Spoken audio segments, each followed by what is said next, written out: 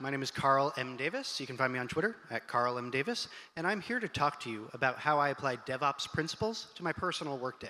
This isn't so much a talk about technology or automation, which is obviously great. It's instead a talk about the really important stuff, the people.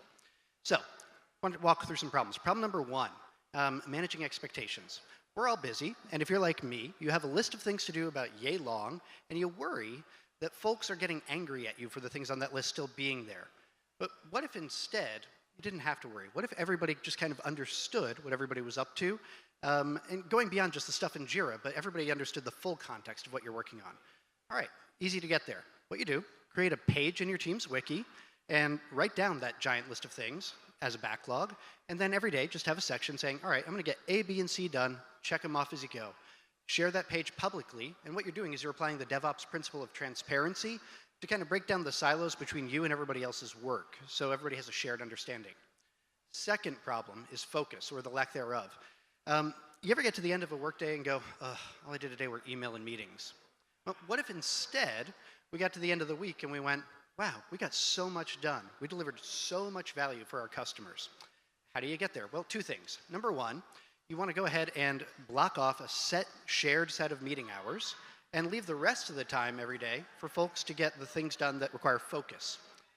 Second thing you want to do is you want to go ahead and start every day off just with a kind of a long-term focus. Take that DevOps principle of thinking long-term and answer the question. Write down and answer it. What am I going to do today that will still matter a year from now? And what you're trying to do is you're trying to get yourself out of that firefighting mode where you're just working through that giant list of things and can't really keep the bigger picture in mind. You want to think long-term. Okay, that's problem number two. Problem number three is work-life balance. And this one is really endemic to our culture and tech culture in particular. But we all walk around saying things like, I worked like 100 hours last week. I'm dead. But what if instead, on the flip side, those stories we tell people when they're applying for our team, when we're hiring, like, we have great work-life balance, it's wonderful. What if those stories were actually true?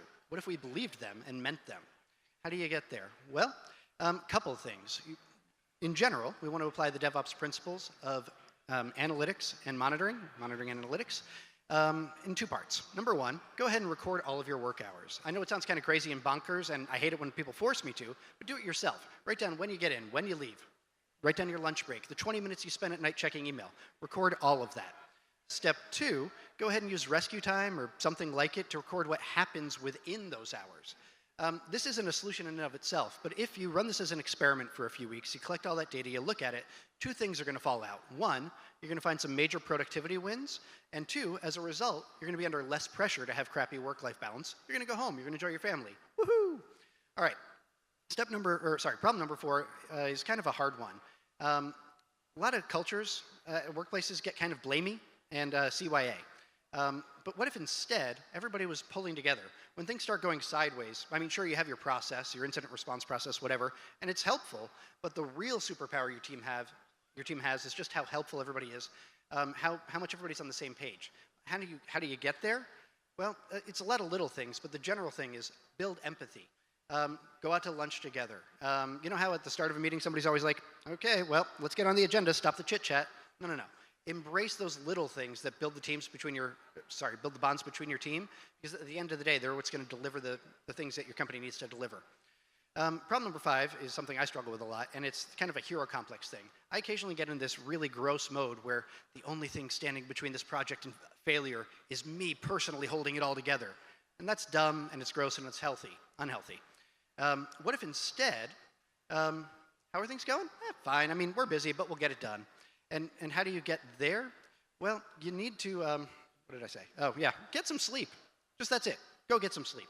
It turns out, every time I turn to that weird, gross stress lord, the problem is, well, I was stressed. And why was I stressed? I was stressed because I was tired. And the solution is just stop work, go to bed on time, maybe take some time off. Trust your team.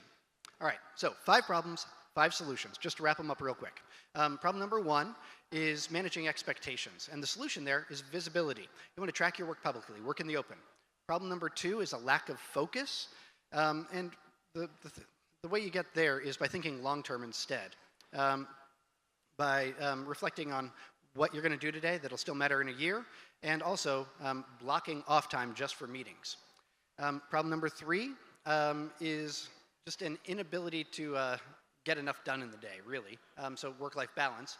And the solution there is just analyze and monitor your time. Figure out what you can do to make better use of your day. And just last, real quick, eliminate the silos between team, build empathy, and get some sleep. The end. All right, my name is Karl M. Davis. Thank you so much.